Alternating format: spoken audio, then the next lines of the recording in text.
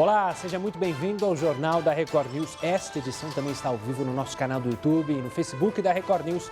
Vamos agora aos destaques desta sexta-feira. O governo de São Paulo mantém previsão de reabertura de escolas, mas a Prefeitura da capital cancela a festa da virada e afirma que o importante é cuidar da saúde da população.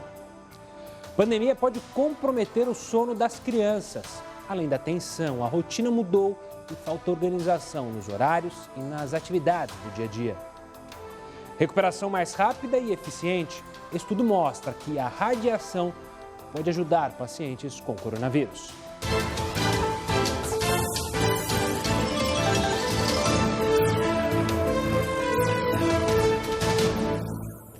E nós já abrimos essa edição do Jornal da Record News falando desse estudo e mostra que a radiação pode ajudar pacientes com coronavírus. A recuperação aconteceria em um tempo mais rápido, veja só. Todos os dias, pesquisadores, médicos e especialistas tentam encontrar uma forma de combater o coronavírus, seja por meio de testes com medicamentos, experimentos para uma vacina e até por meio de aparelhos. Um estudo feito por médicos da Universidade de Emory, em Atlanta, nos Estados Unidos, pode ser uma esperança para os pacientes mais graves. Eles estão usando radiações no pulmão para controlar a pneumonia causada pela Covid-19. A pesquisa ainda está no início. Começou com um grupo de 10 pacientes. Eles foram submetidos à radioterapia. O resultado inicial é bastante esperançoso. As pessoas que passaram pela radioterapia conseguiram melhorar em um período muito menor do que os outros pacientes. A recuperação, que durava 20 dias dentro de um hospital, foi reduzida para 12. Os pacientes tratados com radiação também apresentaram menor necessidade de ventilação mecânica. Em média, o risco de uma pessoa precisar ser entubada é de 40%, enquanto para os tratados com a radioterapia seria de 10%. De acordo com os médicos, esse tipo de tratamento ainda pode reduzir a inflamação nos pulmões dos pacientes com coronavírus. A gente segue falando de coronavírus porque o resultado dos testes rápidos para a Covid-19 ainda gera muita dúvida. Para explicar qual é a diferença entre duas siglas que aparecem no resultado do exame sorológico, o IgG e o IgM, nós convidamos o Dr. Paulo Ouzon, que é infectologista da Unifesp. Doutor, obrigado pela participação aqui conosco. Então, primeiro, vamos explicar essas siglazinhas aí que aparecem no teste sorológico. O que elas significam, doutor? Nós precisamos destacar duas coisas completamente diferentes, que as pessoas confundem. Todo mundo fala que é positivo, mas não sabe dizer o que é ser positivo. Então, na hora que você faz o exame do nariz, da garganta, com cotonetes, por exemplo, o que você está pesquisando? Você está pesquisando exatamente se existe ou não o vírus. Se então acontecer de você encontrar positivo, significa que a pessoa pode transmitir para outras pessoas porque ela tem o vírus numa situação ativa. Agora, o que é o exame de sangue? Eu acho que é importante falar do nariz, da garganta e falar depois do exame de sangue. O exame de sangue, na verdade, o que ele faz? Ele faz uma medida de você ter ou não anticorpos. Então, o que acontece? Quando você tem a doença aguda na fase inicial, você tem um exame positivo no nariz e na garganta. Você tem o vírus, o material genético do vírus identificado. Quando faz o exame de sangue, é depois de 2, 3 ou 4 semanas que você vai encontrar uma reação do organismo, veja bem, uma reação do organismo contra o vírus, que é a formação de anticorpos. Então, são duas coisas distintas. O que está acontecendo é muita confusão, todo vai, eu sou positivo. Então, por exemplo, é positivo porque tem o exame de sangue que deu positivo porque tem anticorpos. E muitas pessoas ficam preocupadas e começam até a ser aconselhadas erradamente por profissionais a ter que tomar medicação. Entendi. E esse dado que você falou, né, que primeiro aparece o vírus e aí depois vai dar a reação no corpo. Por isso que muita gente que faz o exame de sangue pode acontecer esse falso positivo, esse falso que está com a doença, não está, porque muitas vezes essa janela imunológica acaba falhando, entre aspas, o teste. É isso mais ou menos, doutor? A janela imunológica é assim, você tem infecção e até o organismo produzir anticorpos, você tem um período que vai de 2 a 3 semanas desde o início do quadro de infecção. Então é chamado de janela imunológica, de uma certa forma, vamos dizer assim, isso induz as pessoas até a interpretarem mal essa frase, né? O que acontece é assim, você tem infecção, então o que é mais importante, eu acho, é assim, olha, tem infecção, você tem mais ou menos uma semana onde o quadro é mais inicial e que você pode atuar de uma certa forma. Tem a história da hidroxicloroquina, da ivermectina, que você pode atuar nesse primeiro período, diminuindo a agressividade da doença. Quando você chega no 10º dia, mais ou menos, é onde acontecem os casos mais graves. Agora, independente de ser um quadro mais grave ou não, quando você conta do começo dos sintomas, né, dos sintomas, não da infecção, que você nunca sabe quando foi, mas quando começou o quadro clínico, você tem que contar 2 a 3 semanas para fazer o exame de sangue, que é o que está sendo feito hoje, para saber se a pessoa tem ou não anticorpos contra o vírus. Então, assim, a infecção, o período crítico, grave, 10 dias mais ou menos, né? E para você saber se você tem ou não anticorpos, é 2 a 3 semanas após o primeiro sinal, ou então pessoas que não tiveram absolutamente nenhum sintoma e que você pode fazer, o que está acontecendo agora, testes no sangue para ver se tem anticorpos. Se tem anticorpos, significa que teve contato com o vírus. Doutor, quero agradecer demais a sua participação, aqui a sua explicação sobre esses testes, que, claro, muita gente tem buscado e, para tranquilizar, a gente, claro, chama alguém que entende do assunto para te passar informações. Mudando um pouquinho de assunto, as mudanças dos hábitos durante essa pandemia são apontadas como os maiores riscos de agravamento do estado de saúde e morte para pessoas com diabetes infectadas pelo coronavírus. Veja na reportagem. O estudo feito por pesquisadores brasileiros mostrou que pessoas diagnosticadas com diabetes alteraram os hábitos durante a quarentena e que isso impactou os níveis glicêmicos. A pesquisa revelou que cerca de 38% das consultas médicas e exames foram adiados. O sedentarismo aumentou neste período em casa. Quase 60% dos entrevistados fizeram menos atividades físicas. Outro dado preocupante é que parte dos pacientes relatou dificuldade de acesso a medicamentos. Entre os 64% dos pacientes que obtêm os produtos pelo SUS, apenas 21% deles receberam os medicamentos para 90 dias, conforme recomendação do Ministério da Saúde. O estudo também mostrou que dos que monitoram a glicemia, a maioria teve alterações durante a pandemia, incluindo aumento, diminuição ou maior variabilidade nos níveis de glicose. Os dados acendem um alerta, porque pacientes com diabetes estão no grupo de risco para a Covid-19. Você em casa tem filhos? Então preste atenção nessa reportagem. Um estudo apontou que a crise do coronavírus está causando um impacto significativo no sono das crianças. Isso pode acontecer pela falta de organização dos horários. Pesquisadores afirmam que a ansiedade e a falta de rotina causada pela pandemia trouxeram sérias perturbações para as crianças. Os pais estão tendo muitas dificuldades para manter as crianças ou os adolescentes no rumo certo.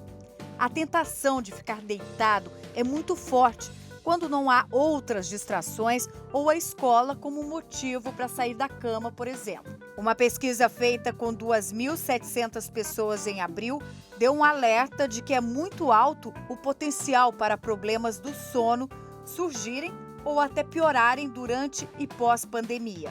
O estudo constatou que 70% das crianças menores de 16 anos vão dormir mais tarde e 57% dessas crianças também acabam acordando bem mais tarde e descontrolam o sono. Outro ponto a ser considerado é que as crianças estão se tornando ainda mais dependentes da tecnologia.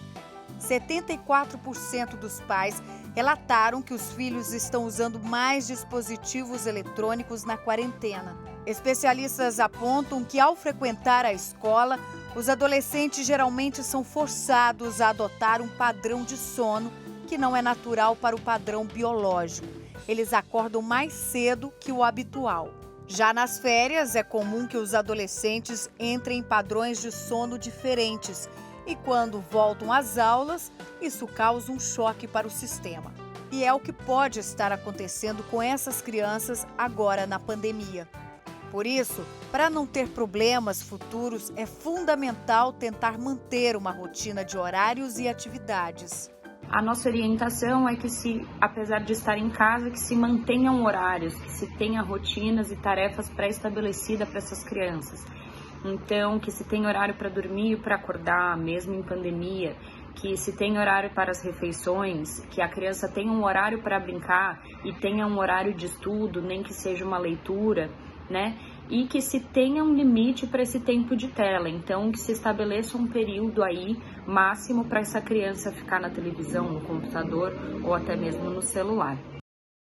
A disciplina é sempre muito importante, tá aí uma prova. A disciplina para as crianças, com esses horários, vai fazer justamente bem para ela na hora de dormir. Falando do Rio de Janeiro, começou hoje a 4ª fase de reabertura econômica da cidade. A prefeitura criou novas regras para limitar o acesso a áreas que concentram bares e restaurantes. Vão ser criadas barreiras físicas, com grades mesmo, na Barra da Tijuca, em Botafogo, no Leblon e no bairro da Tijuca. Os fiscais vão controlar o acesso dos clientes aos estabelecimentos. A medida é para evitar aquelas aglomerações que você está vendo aí registradas desde que o funcionamento dos bares e restaurantes foi liberado há 2 semanas. Nos últimos 40 dias, a prefeitura aplicou cerca de 1.900 multas pela ausência de distanciamento social e falta de máscaras. Os bares permanecem com horário de funcionamento restrito. Eles têm que fechar as portas às 11 da noite. Vamos falar com o Heródoto Barbeiro, porque mesmo com a pandemia, alguns dados mostram que os supermercados estão vendendo mais. Heródoto Barbeiro, como é que está o faturamento desses mercados? E antes de mais nada, olá! Olá, Gustavo. Olha, a notícia do supermercado é boa, não é ruim, não. A Associação dos Supermercados, a Abras, ela divulgou um número hoje que acho que é interessante as pessoas saberem que as vendas cresceram. Vamos mostrar a primeira venda só para a gente ter uma ideia do que aconteceu do ano passado em relação a esse ano nas vendas dos supermercados. Cresceram bastante, veja aí no nosso primeiro quadro, né, para que a gente possa estabelecer uma posição boa, em que nós tivemos, então, de maio do ano passado ao maio desse ano, houve um aumento de 12% nas vendas do supermercado. Mesmo com aquela queda no mês de abril, quando bateu lá embaixo, começou a recuperar no mês de maio e os supermercados, então, venderam 12%. Agora, a pergunta é o seguinte, por que venderam mais se as pessoas estão meio ressabiadas aí? Quais são os motivos? Primeiro, estoque. Como assim? Toda vez que vai ter uma crise, tem muita gente que estoca alimento em casa. Não é bom isso. Não é legal isso, porque vai faltar na casa de outras pessoas. O pessoal comprou no supermercado. Lembra a história do papel higiênico? Não sei por que razão. O pessoal saiu comprando papel higiênico e estocando em casa. Outra coisa, teve uma graninha para ajudar o pessoal a comprar mais no supermercado. Primeiro veio o auxílio emergencial, que veio e ainda está sendo pago, e depois também uma parte do dinheiro que foi liberado do Fundo de Garantia por Tempo de Serviço. Então isso aqueceu as vendas nos supermercados. Esses são os motivos. Agora, o pessoal está com o pé atrás. Né? Por que razão? Primeiro, o pessoal teme perder o emprego, tá certo? Então, o desemprego eu vou com primeiro. Segundo, estamos vivendo uma queda financeira, uma crise financeira grande no nosso país. E terceiro, é que nós temos uma queda geral da renda no país, o número de pobres aumentou muito, e por esse motivo, então, as vendas não serão tão fortes como foram no ano passado. Mas tem até um detalhe interessante, viu, Gustavo? Hoje, eu vi novamente a previsão do PIB brasileiro, feita por um banco mundial, pelo Banco da Suíça, e foi o melhor que eu vi até agora, dizendo que nós vamos cair 5,5%, que é abaixo do que o Banco Central Brasileiro está dizendo que o PIB vai cair, dizendo que vai cair 6,5%. O bancão lá na Suíça está dizendo que é 5,5%, vamos ver. Bom, nesse período, o que é que mais subiu de preço? Produto industrializado? Não. Produtos, vamos dizer assim, de higiene pessoal? Não. Olha o que subiu de preço. O grande vilão desse período, a cebola que subiu 42%, batata que subiu 26% e o feijão que subiu 8%. Claro que tudo isso acima da inflação. Só um detalhe para encerrar, Gustavo, é o seguinte. Esses produtos são produtos agrícolas e tem a chamada sazonalidade. Tem uma época né? A colheita do feijão, tem muito feijão, o preço baixa. Quando não tem tanta colheita, o preço sobe. Então, como você vê, o preço do produto agrícola ajudou então aí a aquecer a chamada cesta das pessoas que compram em supermercado. Boa, Heroto, daqui a pouco você volta aqui, mas fiquei triste com o aumento da cebola, porque eu adoro um bife acebolado. Mudando de assunto, vamos falar da mulher do ex-assessor Fabrício Queiroz, lembra dele? Nessa sexta-feira, ela foi até a Central de Monitoramento do Rio de Janeiro para colocar a tornozeleira eletrônica. Márcia Aguiar poderia se apresentar até o fim do dia, mas chegou acompanhada do advogado logo pela manhã. Ela e o marido, Fabrício Queiroz, são alvo de investigação sobre um esquema de atividades financeiras suspeitas na Assembleia Legislativa do Rio de Janeiro e estão em prisão domiciliar. Assim que a prisão domiciliar foi anunciada, Márcia apareceu no apartamento da família. Ela estava foragida quando teve a operação que prendeu o Queiroz. Agora a gente fala de uma pesquisa da Confederação Nacional da Indústria. Veja só, o Heroto falou sobre as compras do supermercado, né? Então essa pesquisa mostrou que 71% dos brasileiros diminuíram os gastos mensais durante a pandemia. O resultado é devido à insegurança ainda provocada pela conjuntura atual. De acordo com os dados, essa redução de consumo deve ser mantida mesmo após o fim do isolamento social. A pesquisa diz que 7 entre 10 trabalhadores reduziram os gastos com medo de perder o emprego. Na sua opinião, você acha que isso deve acontecer mesmo depois da pandemia? As pessoas, ou seja, vão segurar mais, vão ter medo de gastar? Manda sua resposta para a gente para o WhatsApp do jornal, que está aí já na tela, o 942-128-782, ou então pelo Facebook, lá na nossa live, e também pelo Twitter, #JRNews, escolha por onde você quiser participar. E claro, você também pode comentar sobre os outros assuntos levantados aqui no jornal. Hoje é comemorado o Dia de Proteção às Florestas. Pois é, né? Parece irônico. Mas, infelizmente, a gente não tem muito o que comemorar. O desmatamento na Amazônia cresceu 24% no primeiro semestre de 2020. Os detalhes sobre esse assunto no próximo bloco. Não saia daí, agora eu te espero nas nossas redes sociais.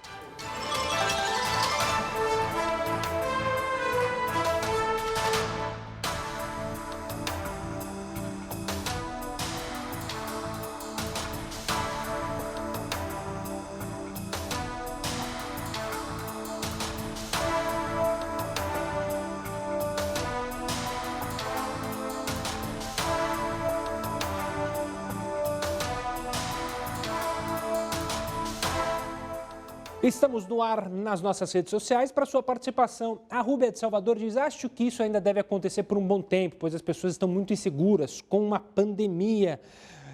Obrigado pela participação, Rúbia. Paulo do Rio de Janeiro: com certeza isso acontece pelo alto número de desempregados e também pela redução dos salários dos trabalhadores. Valeu, Paulo. Sérgio de Campinas: por um período sim, mas acredito que com o passar do tempo vai voltando a ser como era antes. Essa é a opinião do Sérgio, que é de Campinas. Valeu, Serginho.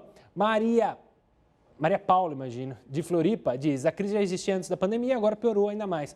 Todos devemos ter cautela e gastar só com o que é extremamente necessário. Valeu, Maria Paula, forte abraço para você também. Benedito de Macapá: com certeza sim, muitos estão com medo de perder o emprego e ficam com receio de gastar muito. Verdade, Benedito, forte abraço para você. Ricardo de Feira de Santana, lá na Bahia: na minha opinião, esse é o melhor momento para o exercício da economia doméstica, entender dos gastos, né? Boa, concordo com você, Ricardo. E olha, quem consegue acessar a internet, ter a disponibilidade de cursos que as pessoas montam aí pela internet, é bem legal fazer. Boa noite, do Sérgio Dias Souza, de Uberaba, Minas Gerais. Forte abraço para Aninha Miranda, lá de Natal, no Rio Grande do Norte, mandando um abraço para toda a equipe aqui. O Cícero Lopes é aqui de Ribeirão Preto. Ele diz: Gustavo, boa noite, não perca um dia o Jornal da Record News. Parabéns, Cícero, obrigado pela companhia sempre aqui conosco. O Jorge Godinho, ele diz: boa noite a todos, uma ótima noite, fique com Deus todos. Você também, ele é de Juquitiba, São Paulo. Será que o Jorge Godinho é parente de uma amiga minha que chama Roberta Godinho? Se for, e se não for, um grande abraço. Silvia Regina Lopes diz: boa noite, Gustavo, acho que as pessoas irão comprar da mesma forma assim que tiverem um pouco mais de dinheiro. O brasileiro não sabe poupar nada, nem mesmo com medo do desemprego. Silvia Lima de Vinhedo. E tem a questão também, Silvia, eu acho e acredito nisso também, que quando a gente alcançar a vacina e for anunciada e começar a vacina, acho que haverá um gasto de felicidade das pessoas, né? Então, fazendo aquela viagem que tanto planejaram, comprar aquilo que queria, fazer churrasco com os amigos, porque vai ser um momento de muita felicidade. Eu espero do fundo do meu coração, que seja breve esse momento, que seja logo, que a gente consiga chegar até essa vacina o quanto antes.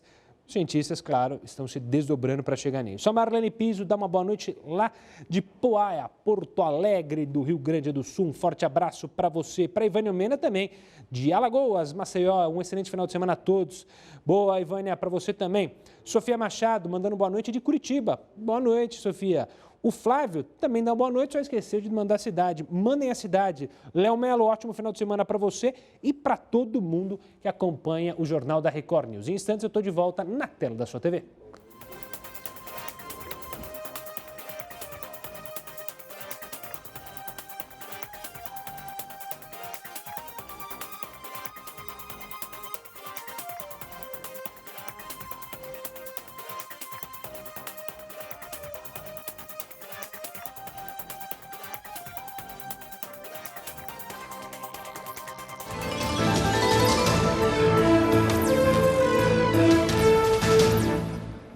Vamos falar mais uma vez com o Heródoto Barbeiro, porque a proposta sobre a prisão em segunda instância, adivinha, está parada lá no Congresso, sem data para ser votada. O Heródoto traz mais detalhes desse assunto que deixa muita gente irritada e desolada, né, Heródoto?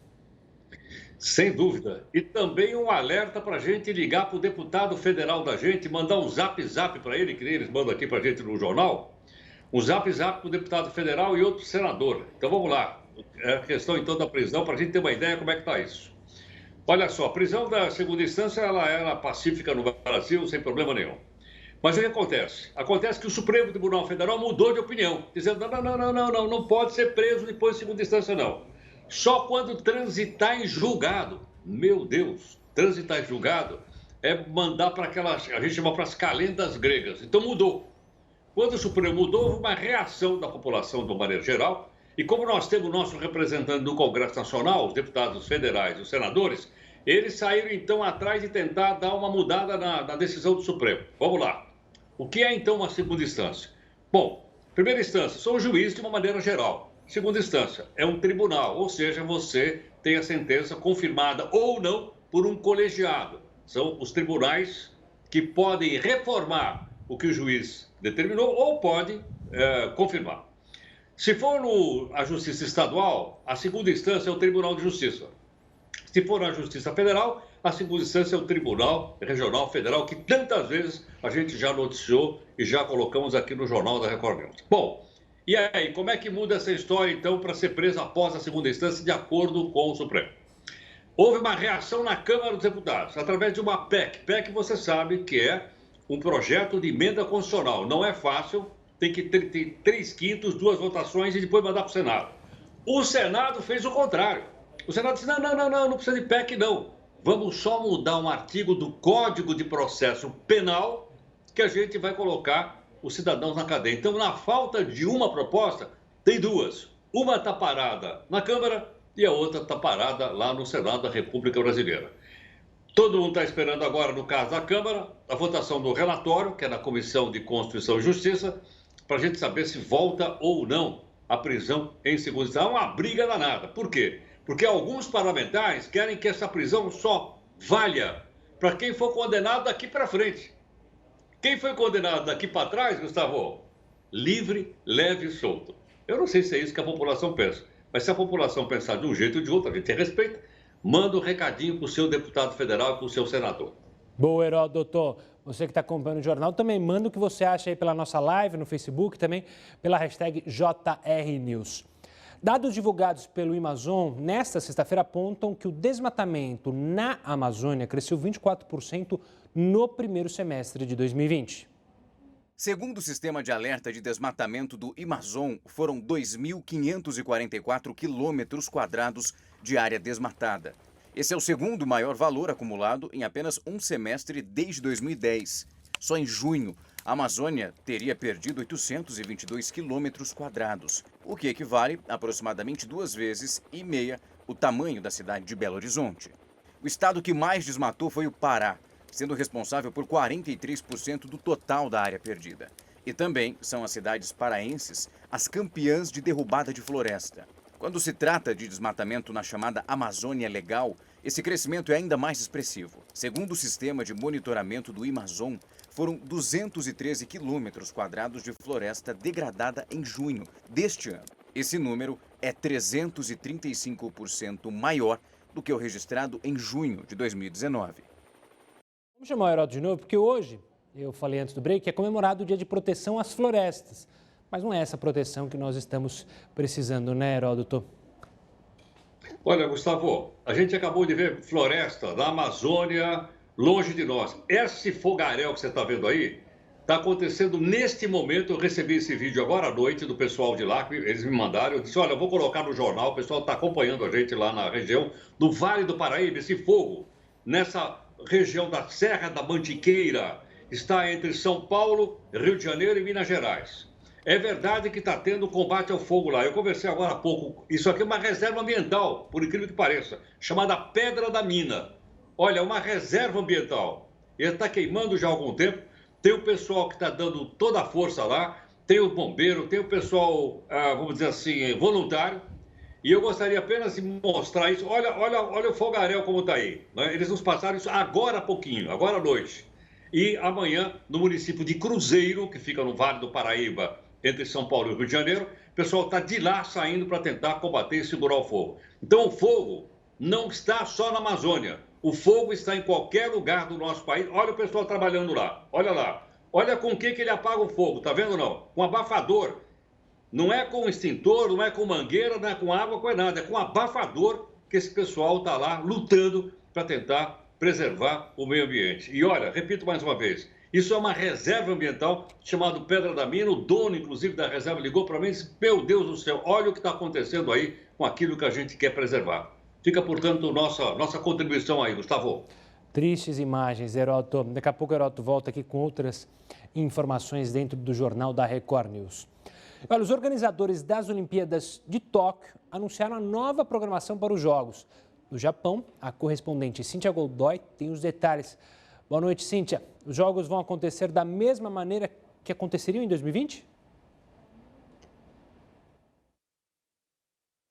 Mais ou menos, Gustavo. Boa noite para vocês. Um dos maiores desafios foi conseguir manter os mais de 40 locais programados para as competições, já que alguns deles já estavam reservados para outros eventos no ano que vem. Mas, por enquanto, está tudo certo. Os organizadores disseram ainda que o cronograma das competições é quase idêntico ao original. Os jogos, que acontecem em julho do ano que vem, serão os maiores de todos os tempos, com 339 medalhas disponíveis. Segundo o Comitê Olímpico Internacional, ainda não há detalhes sobre as medidas tomadas para a prevenção contra o coronavírus. E, nesse momento, o Japão enfrenta um novo surto da doença.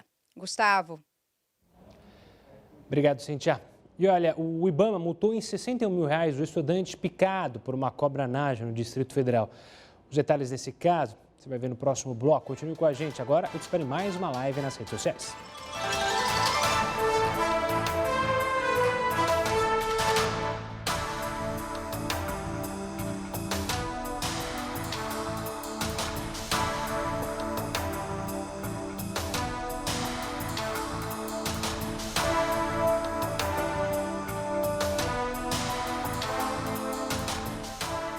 Nove horas e 30 minutos dessa sexta-feira. Agora é a sua participação aqui nas redes sociais. A Estela de São Paulo diz: acredito que mesmo depois da pandemia ainda vai demorar um bom tempo até voltar tudo ao normal, mas já fica a experiência de economizar e de botar na balança o que é mais importante, né, Estela? Obrigado pela participação.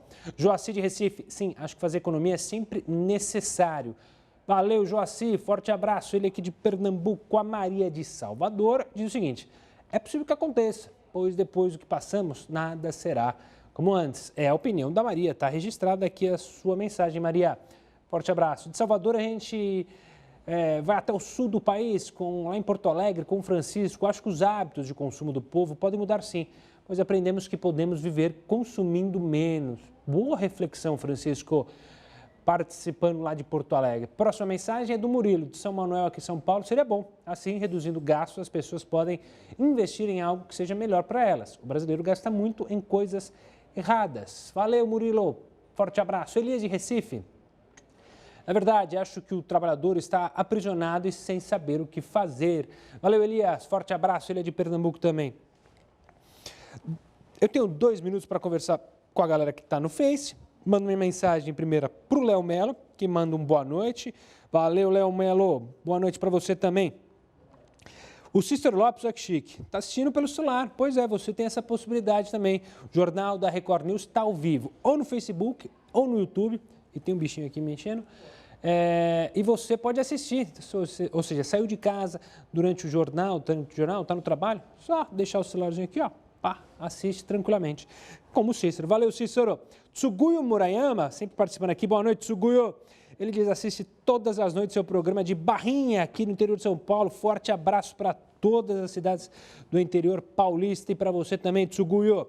Roberto Vanderlei, respondendo a nossa pergunta, é possível que a população se torne mais responsável, embora acho que não, imagino, que não vai agir assim, acho que cortou, mas de qualquer forma está aí, Vanderlei, o Roberto Vanderlei participando. A Lisete diz, Lisete, não fique triste, ela fala, boa noite, Gustavo, nem tem graça mais falar sextou, ótimo final de semana, paz e saúde, abraço, Ribeirão.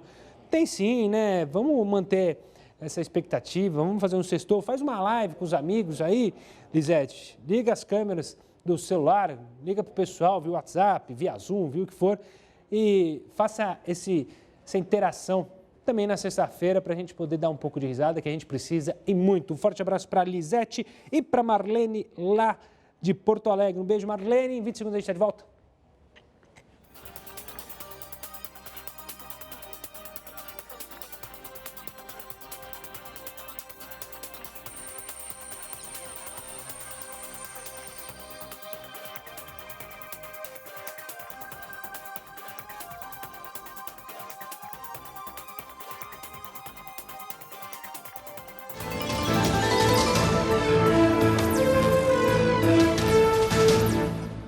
Jornal da Record News de volta para falar que as despesas do governo aumentaram com os programas de auxílio emergencial. E que tem mais detalhes sobre isso é ele, Heródoto Barbeiro. Diga lá, Heródoto. Olha, Gustavo, essa pandemia ela está provocando realmente problemas incríveis. Primeiro, a questão da saúde, logicamente, a vida das pessoas, isso daí é fora de discussão. Do outro lado, acaba com o emprego das pessoas, a economia está devagarinho. E do outro ainda, dado o esforço para poder tentar colocar dinheiro, para poder desenvolver e atacar o problema, o Estado, o governo brasileiro está gastando bastante. Vamos dar uma olhadinha aí, só para ter uma ideia que mais cedo ou mais tarde nós vamos pagar essa conta aí. Vamos lá. Olha só, para você ter uma ideia, o rombo das contas públicas esse ano é o maior da história do país. Portanto, nunca nós tivemos um rombo tão grande quanto esse, claro, provocado pela pandemia. Claro que apareceu, né, aquilo que o analista aí chama de um cisne negro no meio dessa história e veio atrapalhar a recuperação econômica do país. Mas por que isso? Olha só, fácil de entender.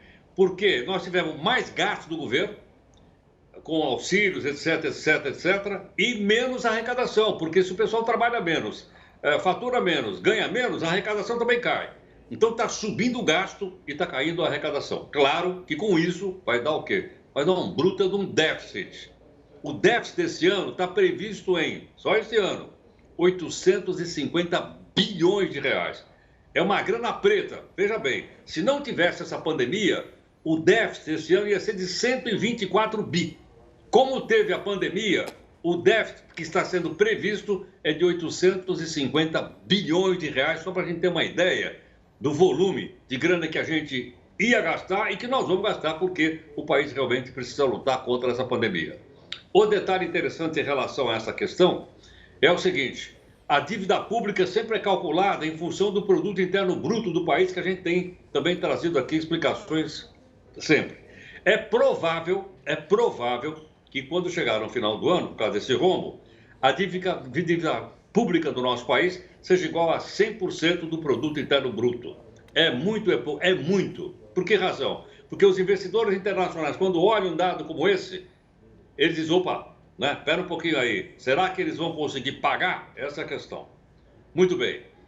E esse rombo, então, a situação daqui para frente vai ficar desse jeito. Dívida pública, então, com 100% do PIB e a explicação final que está na tela seguinte, só para a gente poder entender bem. Ou seja, Quando você tem mais despesas, tem que ter mais imposto. Agora, nós não queremos pagar mais imposto. Claro ou não? Todo mundo é absolutamente contrário a qualquer aumento na carga tributária. Quanto é que nós pagamos imposto no nosso país? Em média, a cada R$100 que nós ganhamos, 33 são para imposto. O imposto federal, o imposto estadual e o imposto municipal. Já é uma carga tributária muito alta. Tá certo ou não? Agora o pessoal lá do governo, os analistas estão dizendo assim, bom, nesse patamar aí, quando é que a gente vai ter equilíbrio das contas públicas? Os mais otimistas, dizem em 2027. Os mais pessimistas, só em 2031 é que o país vai conseguir se recuperar do tombo que tomou por causa da pandemia do coronavírus. Olha onde nós estamos chegando. Portanto, cada vez mais, nós, cidadãos, pagadores de impostos, temos que acompanhar essas contas, porque tudo isso sai do nosso bolso. Boa, Heroto, obrigado pela explicação mais uma vez e tenha um ótimo final de semana. A gente se encontra na segunda-feira, combinado? Grato, obrigado. Valeu, Heroto. Vamos falar mais da pandemia de coronavírus, porque ela piorou o problema da fome em muitos países. Um deles são os nossos colegas venezuelanos que já sofriam antes mesmo da Covid-19. A crise pode provocar um aumento de 83 a 132 milhões no número de pessoas desnutridas no mundo neste ano.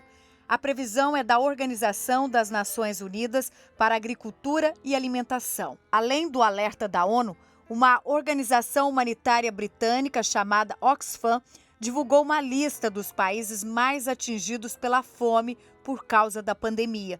A Venezuela está entre os 10 primeiros da lista. De acordo com a organização, antes das complicações causadas pelo vírus, mais da metade das pessoas famintas da América Latina se concentrava na Venezuela. Outra previsão é a de que 12 mil pessoas podem morrer de fome diariamente no mundo como resultado dos impactos do coronavírus.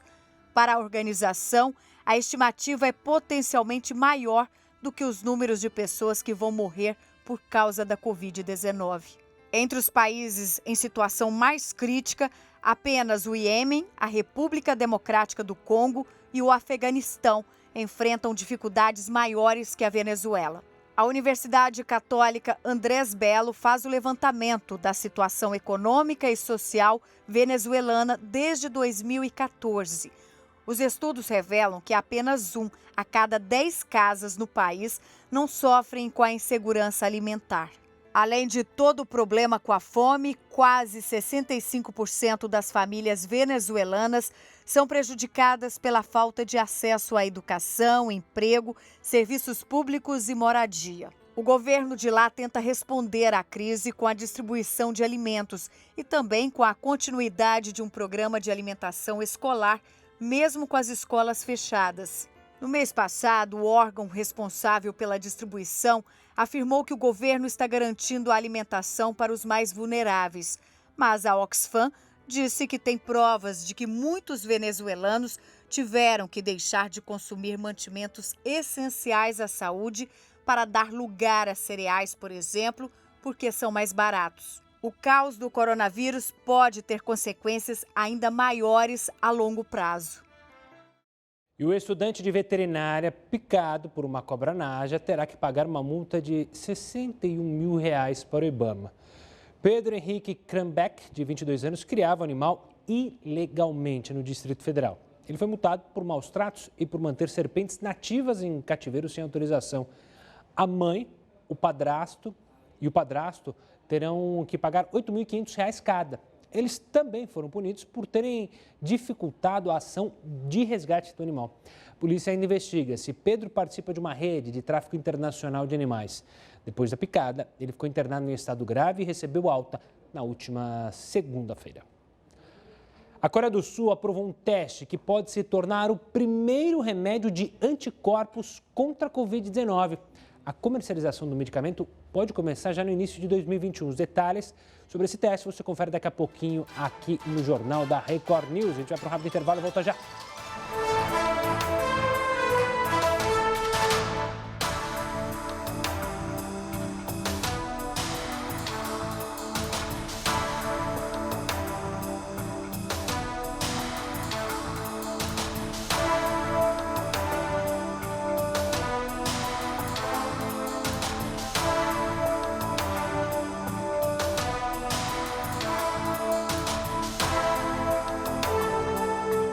Estamos no ar com a sua participação. Vamos lá para o WhatsApp? Não, antes deixa eu ir pro... vamos para o WhatsApp. O Toniel de Curitiba, assim, essa pandemia nos ensinou a ter mais cautela e mais cuidado com os gastos. Valeu, obrigado pela participação, Francisco.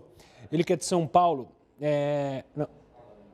Francisco, não sei, me perdi agora. O Toniel não lembro se era de São Paulo. Mas o Francisco é de São Paulo, Dias. Deveria ser sempre assim, que isso seja um aprendizado, pois agora estamos vendo quem realmente estava preparado. E o Toniel era de Curitiba, me alerta a minha querida Nath aqui no meu ponto. Valeu, Francisco, valeu, Nath, valeu, Toniel. Júlio de Joinville, penso que não, pois por uma série de fatores o brasileiro tem tendência ao consumo. Pois é. Obrigado, Júlio, valeu. Walter de Indaiatuba, aqui interior de São Paulo, aos poucos as coisas vão normalizando, conforme a economia for se recuperando, a confiança do consumidor também vai. Valeu, Walter. Mais uma análise agora de Joinville, o José. Creio que sim, acho que o mundo todo será diferente também nesse aspecto. Esse foi o último, o José. Obrigado para todo mundo que mandou mensagem pelo WhatsApp. Eu vou lendo aqui, as mensagens também chegam pelo Twitter, #JRNews. A Crista diz como fazer as crianças terem horários pré-estabelecidos se elas ficam em casa sozinhas, pois os pais têm que trabalhar. Pois é, esse fato é o que complica ainda mais a vida, né? Porque a volta ao trabalho foi autorizada, mas os colégios e as escolas ainda não estão funcionando. Isso complica ainda mais. De fato, Crista, obrigado pela mensagem. A Cleia Gerim diz... Acho que cadeia para quem merece. Prisão em segunda instância tem que voltar a valer, com efeito retroativo, sem dúvida. Está aqui registrada a sua participação. Você também fica à vontade para mandar #JRNews e escrever sua mensagem lá no Twitter. No Facebook, eu vou dando uma mensagem para o Antônio. Valeu, Antônio. Boa noite para a Cristina. Estava sentindo sua falta, Cris. Uma boa noite para você também, Cristina Romeiro. Antônio Marcos mandando um emoticonzinho aqui, bacana. A Ivana Mena falando, o rombo nas contas públicas atual é para ajudar o povo. É melhor do que o roubo seja causado pelos políticos. O problema é que parte desse rombo também vai na conta de muito político aí, que a gente tem mostrado, tem elevados gastos da saúde em nome da pandemia, mas com corrupção, né? A Polícia Federal está atuando quanto a isso e a gente espera que todos que se aproveitaram da pandemia para se enriquecer ilicitamente paguem como devem pagar. Tsuguyo, o Heroto não mostra o impostômetro. Vamos mostrar o impostômetro? Não hoje, mas segunda-feira eu prometo mostrar, tá bom, Tsuguyo? Vamos deixar anotado aqui para a gente saber quanto a gente já pagou de impostômetro. Um abraço para o Cícero Lopes, para a Sofia Machado, para todo mundo que participou, para o Flávio Vila. Segunda-feira a gente está de volta aqui nas redes sociais.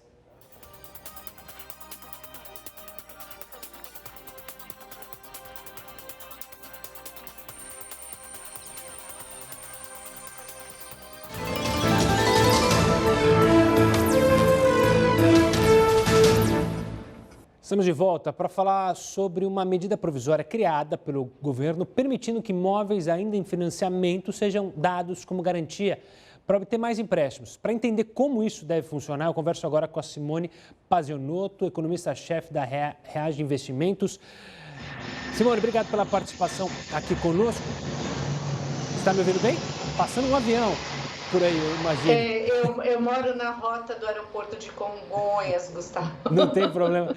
Antes de mais nada, Simone, obrigado pela participação aqui conosco. Simone, explica para a gente, então, essa medida provisória, como vai funcionar? Ou seja, se eu tenho um imóvel que estou ali ainda pagando, eu posso usar ele como garantia para pegar um empréstimo em um juros menor? Então, vamos lá. Primeira coisa que a gente tem a hipoteca e a possibilidade de a gente ter um empréstimo dando o imóvel como garantia. Esta medida são duas coisas, né? Então a gente pode financiar um imóvel e hoje em dia a gente pode pegar um empréstimo desde que a gente dê 100% deste imóvel já quitado.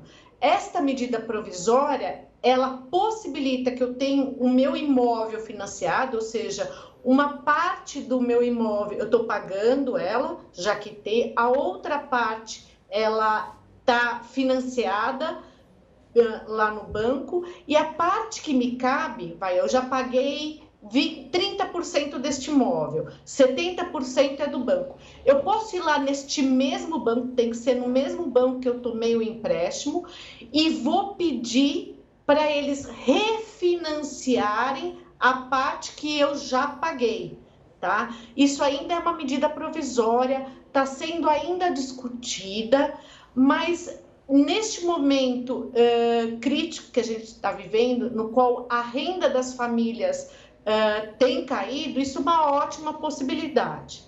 Inicialmente, esta medida provisória, ela previa que a taxa de juros seria a mesma do contrato concebido inicialmente.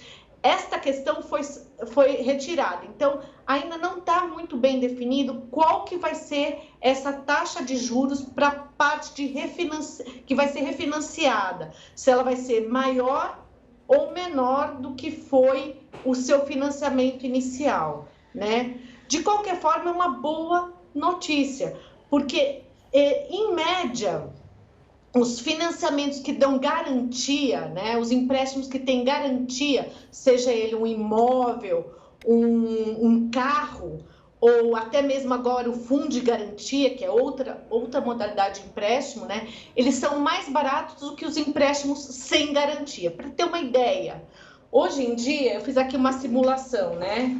Hoje em dia, se eu tomar 50 mil reais por 2 anos emprestado, dando um imóvel meu como garantia, a taxa de juros varia de 0,90% até 1,5% ao mês, o que daria 12% ao ano. Ou seja, em 24 meses de empréstimo, equivaleria a uma mensalidade de R$ 2.300. Se eu pegar esse mesmo empréstimo sem dar o meu imóvel, pegar um empréstimo normal lá no banco, tá? 50 mil reais a serem pagos em 2 anos, a minha taxa de juros mensal vai de 4% até 12%, 13%. E a minha prestação nesses 24 meses seria de R$ 3.200 até R$ 6.600, R$ 6.700. Ou seja, dá para você ter uma ideia que com a garantia eu vou pagar uma prestação de R$ 2.300. Sem a garantia, eu vou pagar uma prestação de até R$ 6.600, na média R$ 5.000. Então, tomar um empréstimo com uma garantia normalmente vai trazer uma taxa de juros melhor e uma prestação mensal que é mais barata, tá? É claro que isso ainda é uma medida provisória que está sendo discutida, mas tomando hoje em dia qual é a política de empréstimo com garantia de imóveis, seria mais ou menos, eu acredito que as taxas de juros e os valores das prestações vão ficar mais ou menos nesse patamar. Ou seja, é mais ou menos 1/3 do valor de um empréstimo tradicional. Entendi. Então, é bastante adequado. Simone, quero agradecer demais a sua participação, sua explicação didática, até com as contas, para o pessoal de casa entender essa medida provisória. Caso você não tenha entendido, é só seguir depois lá a gente no YouTube, se você pegou o finalzinho dessa reportagem, que aí você acompanha toda a explicação didática da Simone. Falando ao coronavírus, vamos atualizar os dados. O Brasil registra 2.046.328 casos confirmados e 77.851 mortes por coronavírus. Só nas últimas 24 horas, são 1.163 óbitos e 34.177 novos casos da Covid-19, isso de acordo com o Ministério da Saúde. 1.321.036 pessoas já se recuperaram da doença aqui no Brasil. E o Ministério da Saúde divulgou uma nota confirmando que o primeiro caso de Covid-19 continua sendo registrado no dia 26 de fevereiro em São Paulo. De acordo com a pasta, 2 casos envolvendo crianças que teriam contraído o novo coronavírus antes dessa data não foram confirmados. O caso de um bebê de 9 meses, notificado como Covid-19 em 20 de fevereiro em São Paulo, foi identificado como rinovírus, um tipo de resfriado também. Em relação à criança de Itabuna, na Bahia, o registro do dia 24 de fevereiro teve um erro de digitação, então continua valendo este primeiro caso lá de São Paulo. Já nos Estados Unidos, o número de infecções diárias pelo coronavírus atingiu o patamar mais alto da série histórica. Nas últimas 24 horas, foram registrados mais de 77 mil novos casos em todo o país. O número mais alto desde o começo da pandemia. 30 dos 50 estados americanos viram o ritmo de contágio aumentar no mês passado. Os estados do Sul têm a situação mais preocupante. A Flórida, que se tornou o novo epicentro da Covid-19 no país, testa mais de 100 mil moradores por dia. E nessa semana o Brasil entrou no Acordo Mundial de Vacinas contra o coronavírus. Como estão os processos de desenvolvimento delas? Veja agora na reportagem. Existem 163 vacinas experimentais. 23 delas estão sendo testadas em humanos, de acordo com a Organização Mundial da Saúde. A mais avançada é desenvolvida pela Universidade de Oxford e o laboratório AstraZeneca. Mais de 15 mil voluntários já estão participando dos testes, inclusive aqui no Brasil. A farmacêutica divulgou que até o final do ano vai ter mais de 200 milhões de doses prontas. Os cientistas injetam um vírus diferente do coronavírus no corpo humano. Dentro dele existe uma proteína que, ao entrar em contato com o sistema imunológico, gera anticorpos e outras células de defesa. A vacina da farmacêutica Moderna, feita em parceria com o Instituto Nacional de Saúde dos Estados Unidos, teve sucesso na primeira rodada de testes em humanos. Todos os 45 voluntários geraram níveis altos de anticorpos contra o coronavírus e não desenvolveram nenhuma reação grave. No final do mês, 30 mil pessoas saudáveis vão participar da fase final da testagem. A vacina injeta uma parte do código genético do vírus no corpo humano, que passa a criar as proteínas virais. Elas, por sua vez, são reconhecidas pelo sistema imunológico, que cria anticorpos para neutralizá-las. Essa estratégia nunca foi usada anteriormente. A farmacêutica estatal da China, Sinopharm, iniciou os testes clínicos da fase 3, com 15 mil voluntários. A vacina é testada em parceria com o grupo China National Biotech e uma empresa de inteligência artificial chamada Grupo 42. O estudo, segundo as empresas, é o primeiro do mundo na fase de larga escala de uma vacina inativada, ou seja, que usa o próprio vírus inativado. Dessa forma, ele se tornou incapaz de causar doenças, mas possibilita a criação de anticorpos. Essa mesma abordagem é utilizada pela biofarmacêutica Sinovac Biotech, em parceria com o Instituto Butantan de São Paulo. A Coronavac está na terceira fase de testes. 9 mil profissionais de saúde estão participando do estudo clínico. Segundo Dimas Covas, o diretor do Instituto, a vacina estará disponível no começo de 2021. Olha, a partir desta sexta, os exames sorológicos que detectam o coronavírus não fazem mais parte da lista de procedimentos obrigatórios dos planos de saúde. Com isso, quem precisa fazer o teste vai ter de pagar do próprio bolso, mesmo tendo plano de saúde. A decisão já foi publicada no Diário Oficial da União. E os esportes coletivos já estão permitidos nas praias do Rio de Janeiro, nesta que é a quarta fase de reabertura da cidade. Para você ter uma ideia, o movimento foi grande na praia de Copacabana. As pessoas praticaram esportes na areia. Isso agora só é permitido nos dias de semana, segunda a sexta-feira. Nos sábados e domingos fica proibido para evitar aglomerações. A prefeitura também autorizou a reabertura dos pontos turísticos, mas atrações como o Pão de Açúcar e o Corcovado só devem reabrir na primeira quinzena de agosto para adequações às novas normas de higiene. E foi inaugurada hoje também a base de submarinos no Complexo Naval de Itaguaí. Está prevista a construção de 4 submarinos convencionais e do primeiro submarino nuclear brasileiro. Saindo um pouco do Brasil, a Coreia do Sul aprovou um teste que pode se tornar o primeiro remédio de anticorpos contra a Covid-19. A comercialização do medicamento pode começar já no início de 2021. O tratamento experimental é o primeiro do país a ser testado em seres humanos. Segundo os cientistas, esse remédio ataca a superfície do coronavírus e assim impede que se una à célula humana.